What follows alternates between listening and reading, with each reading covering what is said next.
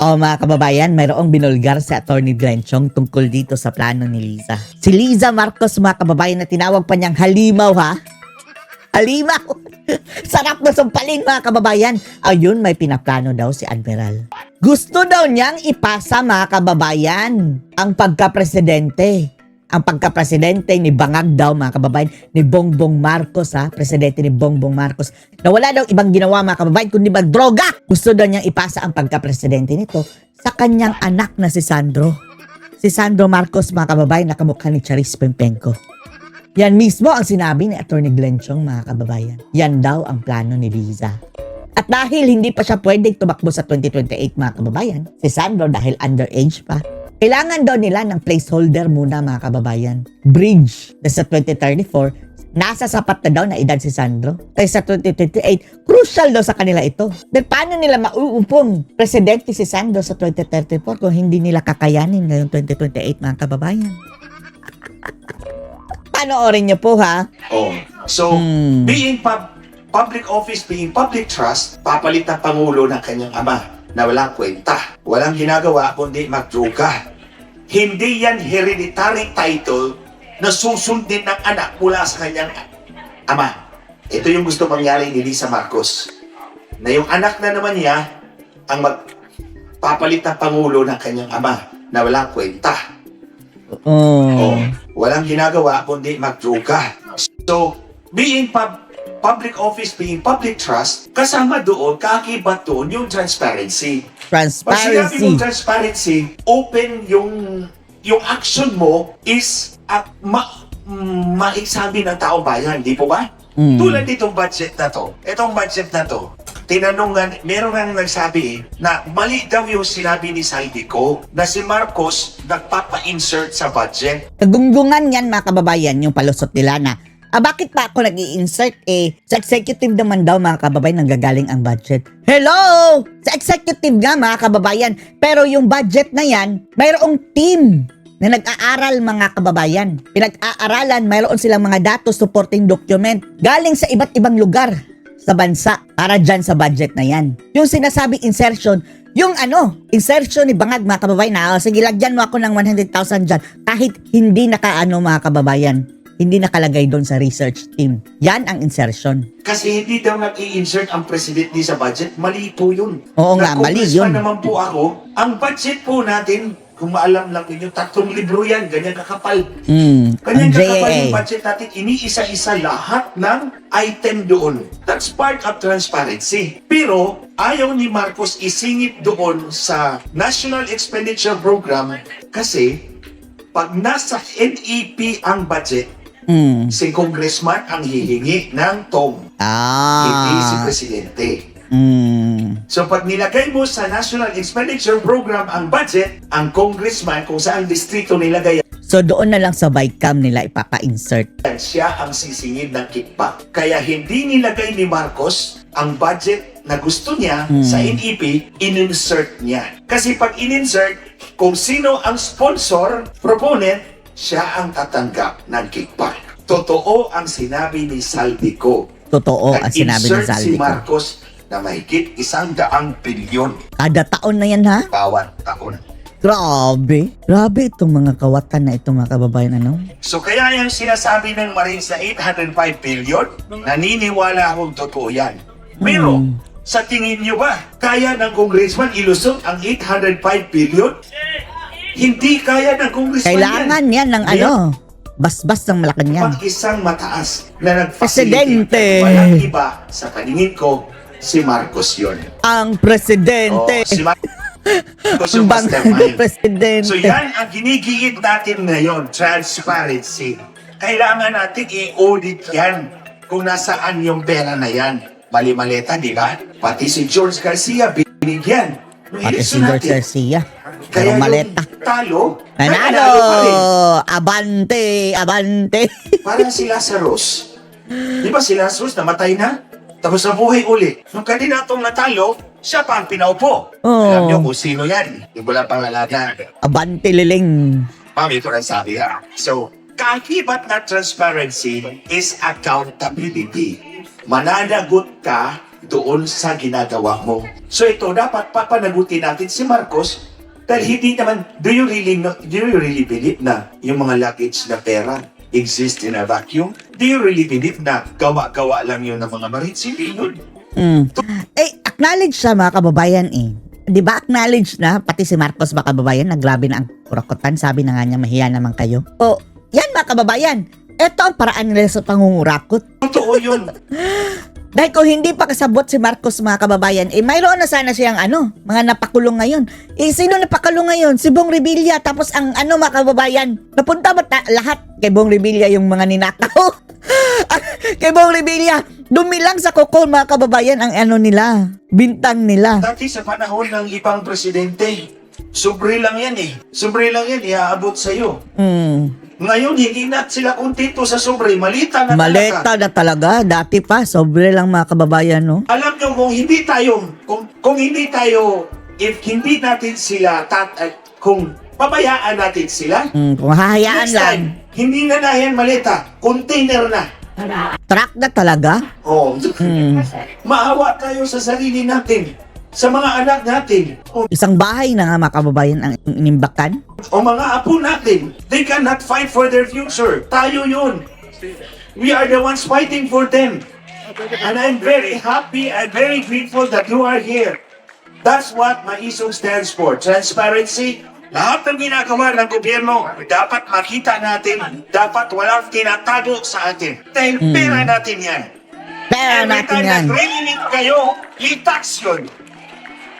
Kahit yung mahihirap na bumibili ng noodles, may buwis yun. Value added tax. Yan mga kababayan. Lahat mayroong tax. For your Ang information. petrolyo, Oh, may tax pa, may excise, may VAT, mayroon pa excise tax. stock na nila yan, 3 months ago pa yan eh. Pagtaas ng presyo, biglang tumas na. Oh, nag-profiteering pa sila mga kababayan. Oh, doble na yung kita nila. May excise tax pa yan. May VAT Tuwis pa. yan. So everyday tayong lahat pinapahirapan. The least they can do to us is be transparent sa paggastos ng pera ng gobyerno. Be accountable kung kailangan mo managot. Si Marcos, hindi nila pinapanagot. Sa Inday Sara, dinidiin nila. Dinidiin nila si Sarah. Ano yun? Double standard. Walang hustisya, mamaya. Ibang usapan yan. Oh, peace and security. Peace and security, alam niyo ba? Natandaan nyo nung panahon ni Wapong Tatay Digong, hindi bino-water cannon ang barko natin. Oo, nakapangisda pa mga kababayan ang mga mga mangingisda. Para tayo si Lenin ito. Oo. Yung time ni Tatay Digong, nakapangisda mga kababayan. Ng China, wala akong natandaan na winoter cannon yung ating barko. Wala naputulan ng daliri sa ating TV. Oo. Wala, di ba? Pero sa panahon ni Marcos, Bangag. naputulan ng daliri, yung winoter cannon ng ating mga barko. Bakit? Bangag si Marcos. Personal ito ha, kasi trabaho din ako sa Stupid kasi si Marcos mga kababayan eh. Stupidity. kanila ng anim na taon. Anim na taon na nagtrabaho sa kanila. Nawala silang pinayad sa akin kahit piso na. Kasi nga, naniwala ako na si Marcos dinaya ni Lenny Robredo. Kasama yung mandaraya ka na sa ragaan. So, tinulungan ko sila. So doon, alam ko na ang Chinese government ang nagsuporta sa kanila. Paborito yan si Marcos Jr. ng China kasi yung tatay niya ang nag-establish ng diplomatic relations between China and the Philippines. O, bakit biglang inaway niya ang China? Katraidoran talaga tong bangag mga kababayan, no? Iniwan natin si Taiwan. Si Taiwan ang ating ni-recognize natin ng China eh. Tapos under Marcos, binaliwalay natin si Taiwan, lumipat tayo sa People's Republic of China. Tinandaan niya ng mga agent. Kaya paborito si Marcos. Sinuportahan nila lahat ng Chinese investments sa Pilipinas. Dadaan kay Halimaw Lisa Marcos. Halimaw! May komisyon si Lisa Marcos doon. Halimaw! Pero minsan, nung nag-dinner kami, nandun ako sa kanilang bahay every month. Nag-dinner kami palagi. Tapos kami ni Lisa ang magkatabi. Kasi kami lang dalawa ang nag-UC. So kinakalabit niya ako, tara na mag-UC na tayo doon sa labas. Natandaan niyo yung sinabi ko? Natawa na lang kayo. So alam mo, palaging sinasabi ni Bongbong Marcos, the Americans removed my father.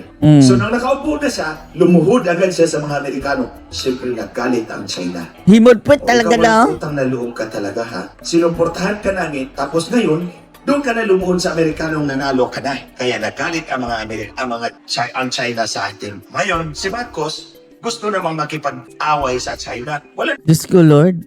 Akala nyo kung ang matapang lang kay Marcos, mga kababayan, ang amoy ng bunganga. Ano yung sabi? Amoy imbornal daw, mga kababayan? Sabi ni Dean Chase. Nasaan na si Dean Chase? Wala naman Nasaan na si Dean naman Chase? tayo hindi naman tayo mananalo. Diba? Ang sa atin is diplomasya para makamit natin yung what is good for our fishermen. Kasi marami sa ating mga mangingisda, doon talaga nangingisda. Kabuhayan nila yan eh. Si Lenny, anong sabi nga ni Lenny? Bakit ka? Bakit kayo, mahilig sa Well, that's isda? Ano nga ba yun? Maisog stands for Katangahan ayaw yun. natin ng giyera. Pinagsasabi ni Lenny, mga kababayan. Of course, we will. Bakit kayo nagkaka-interes sa isda? Dahil ang nanay niya mangingisda, tatay niya mangingisda. Bakit niyo napasok ang pagbebenta ng isda? Sure that our country is able to defend itself. Ito yung apat na principles by which Mahisog stands for: transparency, accountability, peace, and security. Peace I and think security. ito yung common na kailangan natin ngayon. Ito yung mga bagay na kailangan natin para makamit naman natin ang kinabukasan para sa ating mga anak. For now, ang dilim ng kinabukasan nating lahat. Ang dilim ng kinabukasan nating lahat. Lalong-lalo na nandiyan yung halimaw na si Disiman. Halimaw! Halimaw talaga, gusto ko talaga sampalin niyang halimaw. Oo. Halimaw. Hindi pa ako naka-chance na masampal ko yan. Pero gusto kong sampalin. Sinabi ko na yan publicly. Gusto kong sampalin ang halimaw na yan. Pinulit ko na naman yan. Cross yung landas natin. Pag nakita kita, sampalin talaga kita. Ang nakita kita, sampalin talaga kita. So, I hope that we will keep fighting for our country because we only have one country. Isa lang ang barko natin. Huwag nating hayaan lumuhog ang barko naman. Kasi wala tayong mga salvavida. Wala tayong, hindi tayo tulad ng mga oligarchs na may pangalawang passport, may pangatlong passport. Maltese. May Maltese Ako, isa passport. lang passport ko yung brown lang na Pilipinas. Pag lumubog yung bansa natin, lumubog tayo lahat. But if we keep fighting, you never know that victory is just around the corner. If we don't keep pushing, we will never reach the border and we will never reach victory.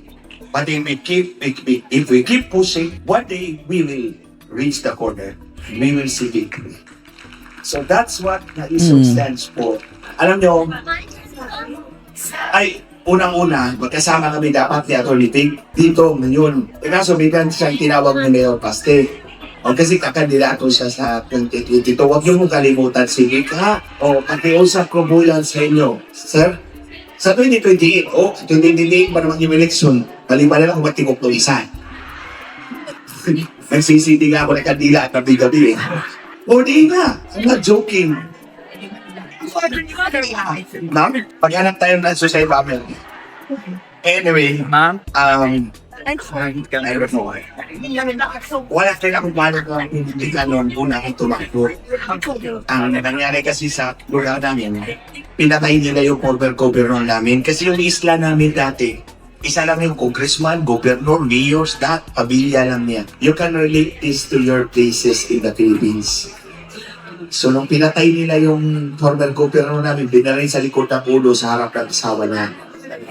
So, lumabas po ako, kinalaban ko po sila. Maisog talaga. Hanggang dumating yung election, wala nang tatakbo, ako na lang. So, naging congressman po ako.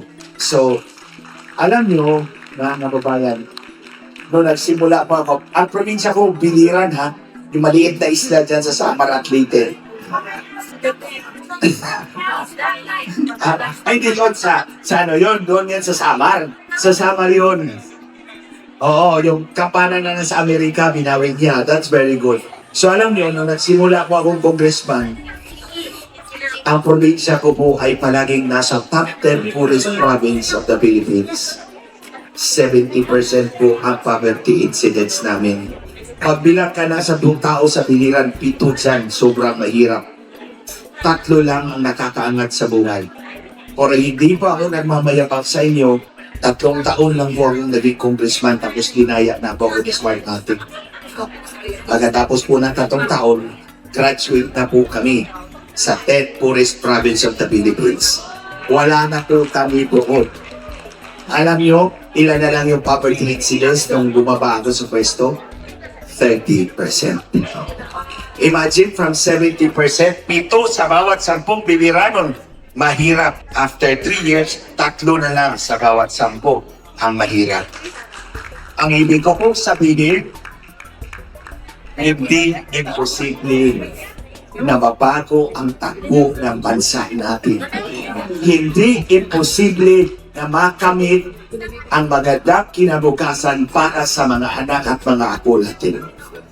But we have to contend the injustices that we face every day. Tandaan po ninyo si President Duterte, 1 year ago, kinidnap po nila. Kinidnap nila at binigay sa mga dayuhan para litisin. That is an injustice to him. Ama! Ngayon, pinipilit nilang tanggalin si Inday Sara. Gusto nilang tanggalin dahil ito ang pinakamalaking sagabal para makontrol ni Marcos at ang pamilya niya ang buong Pilipinas. Kahit walang kasalanan at hindi ako naniniwala sa kanyang mga paratang, tingnan ninyo, nag-hearing kayo. Seryoso yung usapin ng impeachment. Anong bitbit ninyo? Nila, Piatos at Mary Chris. So, ibig sabihin, anong ibig sabihin doon? Publicity lang. Drama lang. Uy, Kuya Optics Rupin. lang lahat. Hindi sila seryoso doon sa akusasyon nila. Basta ang gusto nila matanggal si Inday Sara para walang sagabal na maghari-harian ulit ang mga Marcoses. That is an injustice to her, kay Vice President Sara Duterte, and to you and to me. Because we deserve a leader we call our own. Hindi yung nagkukuking. Ito pagnakaw ng 805 billion. Ewan ko lang. Sabi nga ni Vic, yung 30 tons ng gold na bininta ng bansa natin, mukhang sila rin ang bumili. O mukhang sila rin. Ginisa tayo sa sarili nating matika. So tingnan mo, ito pala, tandaan ko, i-share ko to sa inyo, hindi ko pa to na-share anywhere. Minsan nag-dinner kami noon sa kanilang bahay. Ang address po ng bahay nila, number 52, Nara Street, South Forest Park. So, nung namatay daw si Matanda Marcos, ang binigay sa kanilang magkakapatid ay $5 million lang bawat isa. Wala na. $5 million in 1990s is about, there's 20 pa lang yung peso. Pera nun eh. 20 plus pa lang yun eh. Wala pang isang 100, wala pang 100 milyong piso yun. $5 million lang kay Amy, kay Bongbong, kay Irene. Wala nang binigay niya iba. So, ang ibig sabihin, hindi siya mayaman. So, kaya hindi siya mayaman, kaya nagnakaw na nagnakaw. Pero sa tingin ko, yung pagnanakaw na yan, ang target talaga niyan ay gawing presidente ang anak nila. Yan. Parang si Lisa Marcos, para pa siyang kabayo na may piring na sa gitna. Nakapokus lang talaga sa doon. Yung pagnakaw ng pera na yan, hindi nyo ba naisip na bakit hindi bumabaha sa Fort Bonifacio? Bakit hindi bumabaha doon sa Eastwood? Dahil yung flood control nila sa ilalim ng drainage, gumagana. Bakit bumabaha sa lahat ng lugar ng Manila? Dahil yung flood control, nandun sa bulsa nila. Ang control na wala, ang flood ang natira. O diba? That is an injustice to you and to me. Yes! Pinayaran natin yan eh. Yes! Imagine yung 805 billion kung in-invest natin yan sa ekonomiya natin. Ang langit pera na yan. Anong ginawa nila? Pinili na bahay sa Espanya. Si sabi ko yung Judas na yan, nandun sa Portugal, nagtatago. Nagsabi sir? Nagsugal sa Singapore. Yung pera natin nandun sa Singapore, sa halip na yun sa ekonomiya natin. That's an injustice to you and to me. Yes! Pero kung idaan mo natin sa kaso, sobrang tagal po. Tingnan nyo lang tong kaso ng aid ko na siling sa Argentina, itong taon. So hindi natin makamit agad ang justisya. Pero meron pang isang klaseng justisya na pwede natin makamit in 2 years time. Ito yung halalan. Ito yung eleksyon. Amen. And that's what you call political justice. Na hindi huwis na appointed ni Marcos ang magbigay ng hukom, kundi tayo mismo. Tayo ang magbigay ng hukom sa kanila sa panahon ng halalan. Pero mga kababayan, ang pinakamalaking problema, yung malaking mata na nasa Comelec, si George Garcia, yung budlat na yan, yung hayop din na yan. Tingnan nyo, hinahayop-hayop ko sila, hindi nila ko ginakasuhan. Kasi totoo, tama si Sir, So ngayon, darating ang eleksyon. Automated ang eleksyon. Pag automated ang eleksyon, automated din ang dayaan.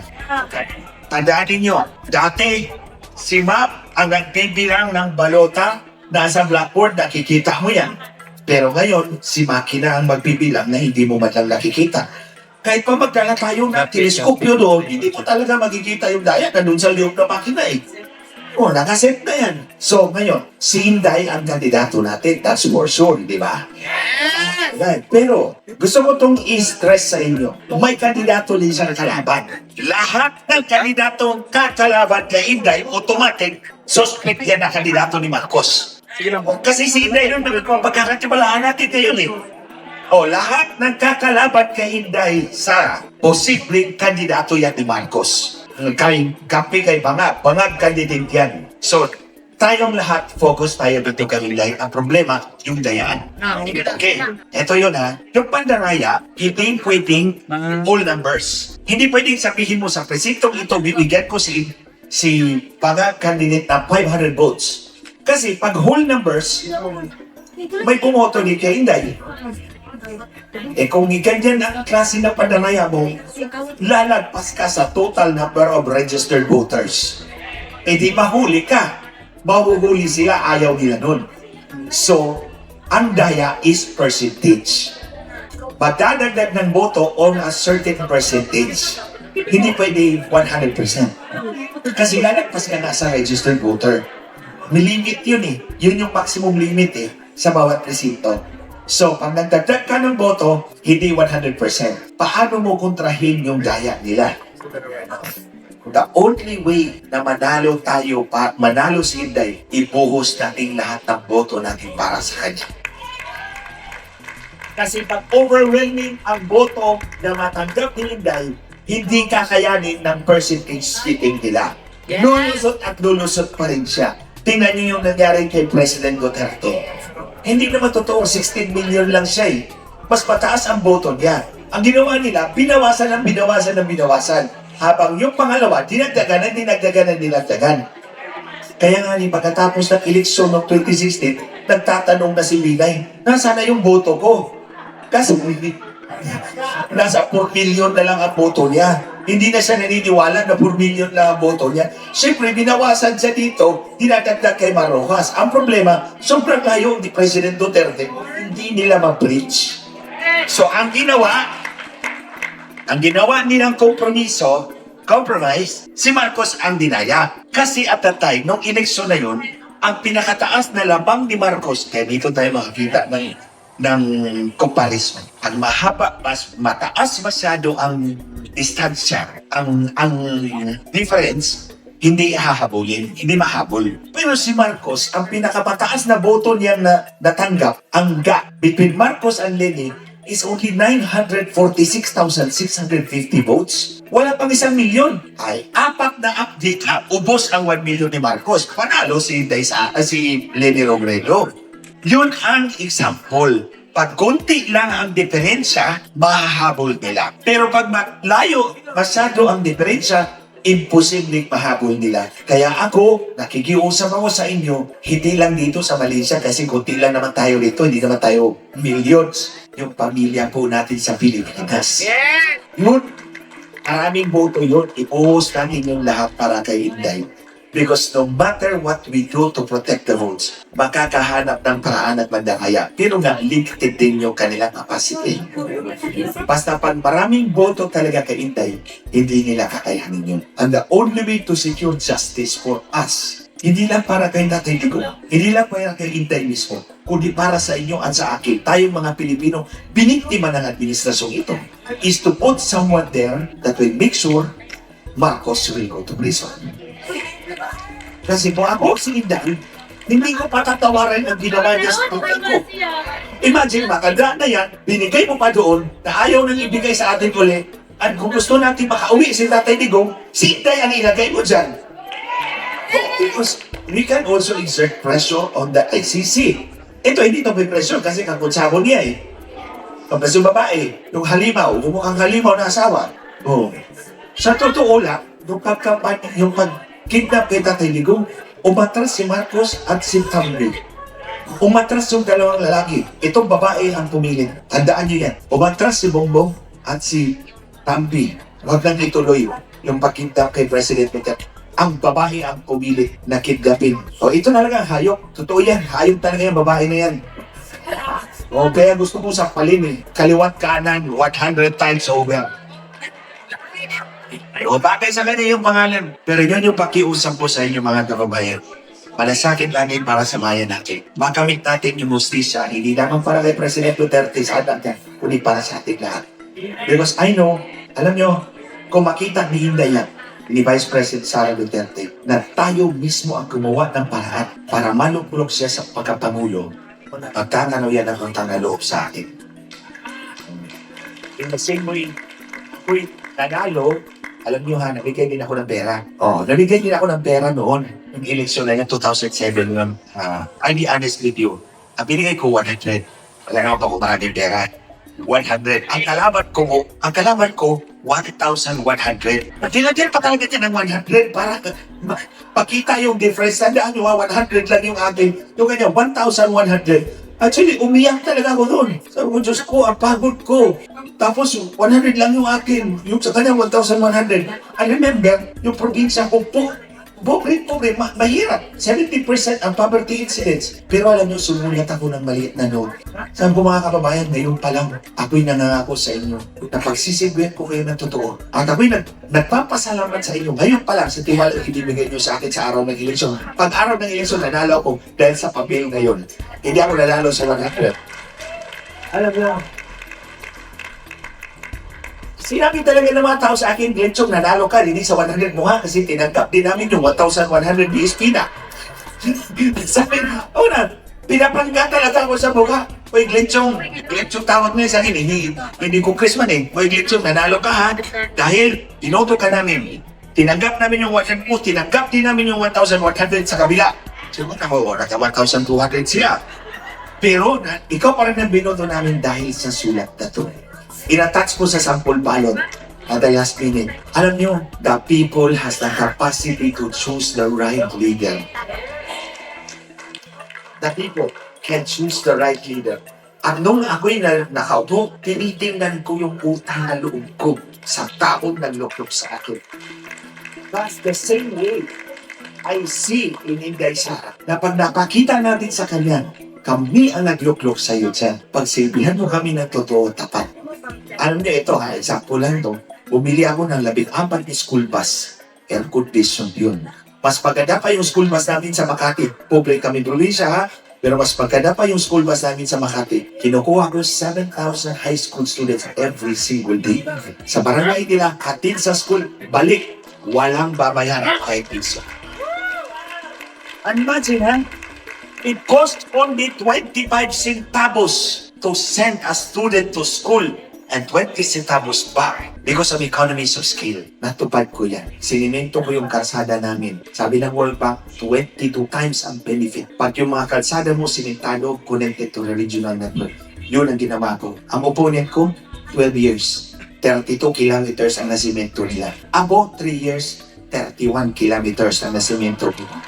Alam mo, 2 kilometro na lang natira. Nahiya sila. Sininito na lang.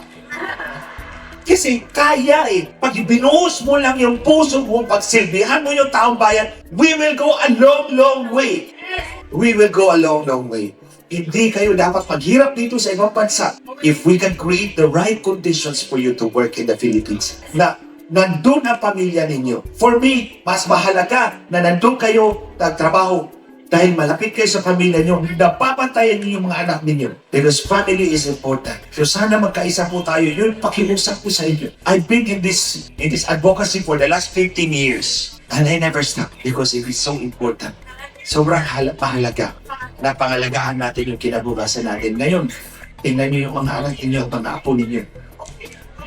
Hindi nila kayang lumaban para sa kinabukasan nila. Si nanay, si tatay, si lolo, si kuya, si ate, si lola ang lalaban para sa kanila.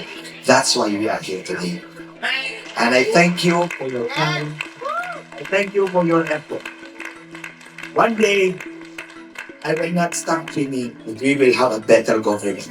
A government that truly serves our people. nalago ang buhay ng bawat Pilipino. Maraming salamat po. Thank you for that powerful message about